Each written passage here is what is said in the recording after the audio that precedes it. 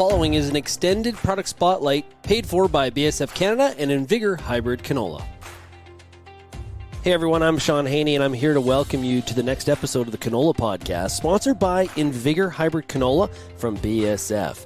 The Canola Podcast is a podcast series that will be highlighting useful tips and tools growers can take to the field to help them create successful crops. Today we're looking at the top 10 steps to seasonal success, and we'll take you through the 10 steps you can take to ensure you're unlocking the full yield potential of canola hybrids in your fields next season. Today I'm joined by two BASF experts who are very familiar with success in canola crops. Can you guys introduce yourself and walk us through what today is going to be all about? Sean, you first.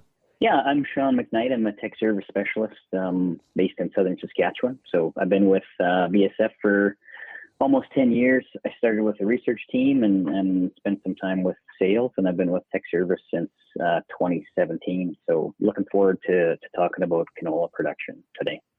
Great. And I'm Wade Stalker. I'm the Seasons Traits Operation Manager with BASF. And I started working with Invigor in 2004. So I've been around for a long time, and I've been fortunate enough to work in several different positions with Invigor in Canada and Europe, and touched many things like breeding, production, product development, marketing, now operations. So nice to talk to everybody today. Yeah, it's great to have both of you here. Now, this episode is all about walking a grower through the steps they can take to have a successful season. But there are so many things that contribute to success every single year. So, Sean, let's start with you. What are some of those things that you need to do to make sure you're establishing success?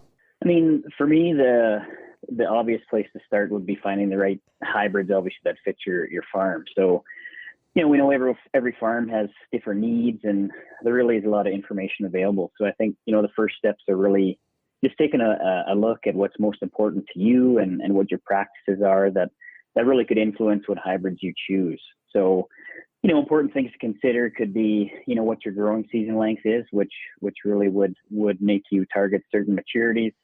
Other considerations could be specific disease concerns like Clubroot or blackleg. Perhaps you're applying manure or you have land under irrigation, which would make standability even that much more important.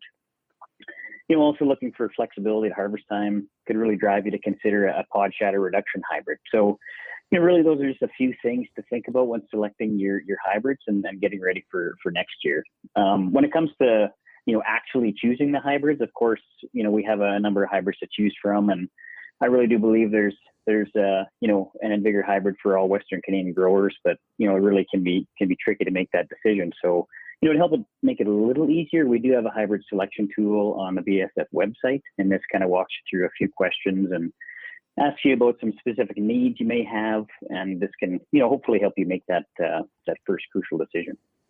And don't forget also that encourage everybody to check out invigorresults.ca, where there's lots of local yield trials. You can dig in a little bit deeper and see some of the in-depth data and really isolate out the hybrid performance. So encourage everybody to visit invigorresults.ca as well. When growers go to invigorresults.ca, can they find competitor information as well, or is it only Invigor Results? No, absolutely. In the trials, we look at competitive hybrids as well. So, I think our DS program is really a cool program that we run with growers. We use their equipment really on their farms. So, we replicate these trials, and they're done at a local level by our tech service team. And, they include our hybrids as well as competitors. So win, lose, or draw, they're all posted on the website. And I really encourage people to check back frequently throughout the fall as more results become available. Yield is one characteristic of a hybrid, although it is very, very important. But what else should growers be looking for when they're trying to select a hybrid? Yeah, that really ties into what Sean mentioned earlier, and what hybrid traits will suit your farm needs. So, for example, what herbicide tolerance is important? What's your harvest plan? Are you looking for flexibility? Do you want to straight cut or swath it or delay swath it? Then maybe pod shatter reduction is important. Of course, blackleg is a growing concern, as is clubroot, and need to consider whether clubroot's popping up in your area. There's really a number of things here. So you mentioned clubroot. Let's maybe talk a little bit more about that. What do growers need to think about when selecting hybrids with clubroot resistance? Yeah, Clubroot is a complicated issue, right? And so, and it's not necessarily just simple, checking the box, I have Clubroot resistance and go forward. There's a little bit more to it, I suspect, as everybody knows. So to help with that, there is a Clubroot decision matrix that we have available on our website that hopefully can help growers make that decision on when they need resistance and whether they need first or second generation resistance. Just generally speaking, however, we would recommend growers start with first generation Clubroot resistance. When they're starting to think about Clubroot could be an issue or there's a growing concern, start with the first generation Clubroot resistance before switching to second. So after you've grown first generation for a few cycles and you're scouting, that's really important, making sure that everybody is out there scouting for Clubroot. And perhaps you're witnessing a little bit of resistance breakdown in your first generation hybrids, or you've grown a few cycles of them. Then, as the decision matrix will tell you, it's now time to maybe think about switching to that second generation Clubroot resistance for a few cycles. Well, we've hit on Clubroot. There's also blackleg. What should growers consider in terms of blackleg? Yeah, first and foremost, all in vigor hybrids anyway are rated R for resistance to blackleg. But like so many diseases, it's important that we utilize good integration pest management plan or practices. And specifically for blackleg, these include, one, utilizing the newest R-rated hybrids, scouting regularly, managing the susceptible weeds, such as the other brassicas or volunteers that might be present, utilizing a registered fungicide at the proper timing. That could be an option also. And of course, now we're seeing more, there's some seed treatments becoming available that offer and help to protect against airborne blackleg. And really these seed treatments can complement the hybrid resistance quite nicely. And then, of course, where possible, extend the rotation. Yeah, I think also building on that weight, it's also important to consider integrated pest management outside of blackleg as well. So, obviously you covered earlier scouting is important, and myself, I really can't stress that enough. It's really the most important part of your integrated pest management plan. For example, if you found Clubroot on your farm while you're scouting, it's important to have a plan to execute. So, you could enjoy it and, employ a patch management strategy to help mitigate the spread. Other things to think about would be, sanitation practices to limit soil and maybe perhaps herbicide-resistant seed movement across your farm.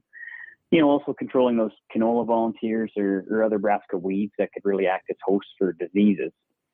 And then finally, utilizing hybrid genetics and really the whole registered portfolio of pesticide products to control weeds, diseases, and insects, kind of like Wade had mentioned as well. And then kind of the last point here is really also extending your canola rotations to, a minimum of once every 3 years where possible.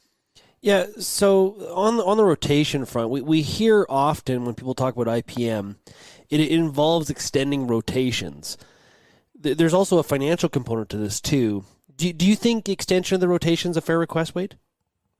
Yeah, I mean, obviously extending rotations is ideal, but is it a fair request? That's a great question, because there are a lot of things that a grower needs to consider, and of course, the financial implications often becomes first and foremost. So, I think what's important is that everybody understands that genetics are not the be-all and end-all for solving all problems, right? And so when financial decisions are made to shorten rotations, it comes with some risk. And there are certain things that growers can do to mitigate that risk. But with some diseases, particularly Clubroot, which can be particularly problematic, breeders are always chasing this disease. And so what that means is that as they look for more and more sources of resistance, they're going to further and further sources, genetically further and further sources. And to bring that resistance in, often they're also bringing in some things that are not so beneficial, like penalty to yield or to maturity, quality, and so on. So this is just some of the things that we need to remember when we are shortening resistance, that we are putting a lot of pressure on breeders and the genetics to help solve that. So we need to do other things as well. Yeah, one relatively easy practice for growers pushing the rotation is ensure they do a good job of controlling volunteers, for example. So, I think this is key to, really ensuring there aren't any unwanted hosts for those diseases or even added plants really that can affect plant population, which can lead to increased lodging and really negatively affect the yield potential of the hybrid planted at the end of the day. So depending on your rotation, these volunteers could, also have different herbicide resistance profiles and maybe be resistant to your in-crop herbicide. So, our pod shatter hybrids too, they can really help minimize that risk in terms of, there's less risk of that seed becoming a volunteer. Okay, let's get back to maturity. Can all hybrids be grown anywhere, or are there regional limitations or considerations when selecting a hybrid? Well, I think first off, it's really important to note that typically there is a linear relationship between yield potential and a longer maturing hybrid. So in a way, it really becomes a balance between kind of those two factors. So, obviously maturity becomes an important consideration, and of course there are, significant variations between hybrids and how quickly they mature. So another thing that complicates the issue too is that, dependent on the region, the year, and of course the weather, this can, impact the maturity. But, with all that said, growers who are in short season zones or, really are concerned with getting their crop off, they should, of course, target early maturing hybrids. And, our maturity scale is based on our hybrids and how they compare to one another. So the scale itself is not, an absolute, but it's a great guide when considering what hybrid fits your operation. So, InvigorResults.ca is also a good tool for understanding the maturity differences between different hybrids in your area. Hey guys, any other considerations? Plant population, I think, is an important one that's worth considering. So lots of research has been done now showing that targeting 5 to 7 plants per square foot really goes a long ways in ensuring the best performance and yield. So, some of those benefits of that targeted plant population are, of course, reducing inter-crop competition so we aren't seeding and creating our own weeds, better use of resources in terms of moisture and, better light penetration, better nutrition utilization. All these things, they go a long ways in increasing yield, partially due to better standability, which of course has other implications like lowered incidence of sclerotinia, for example, because you're not trapping all the moisture and in the crop, and you can get a little bit of airflow and light penetration.